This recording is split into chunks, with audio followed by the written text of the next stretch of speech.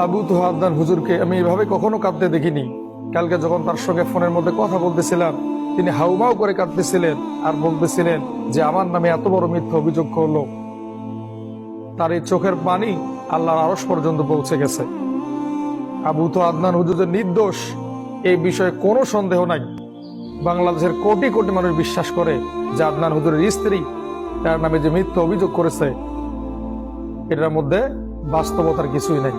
আদনান হুজুরের চরিত্র এত সুন্দর এবং তিনি মানুষের সঙ্গে এত শালীন ভাষায় কথা বলে, মেয়েদেরকে এত ইজ্জত সম্মান দেয়। আজকে তার বিরুদ্ধেই তার নিজের স্ত্রী এত বড় অভিযোগ করলো। আমি তার বাড়িতে যাব, আমি তার স্ত্রীর বাবা মায়ের সঙ্গে কথা বলবো কেন তার মেয়ে এই কাজটা করলো। আমি এখন ঢাকায় আছি, এই জন্য তার বাড়িতে যেতে পারতেছি না। তো আমি সেই মেয়ের বাড়িতে যাব এবং তার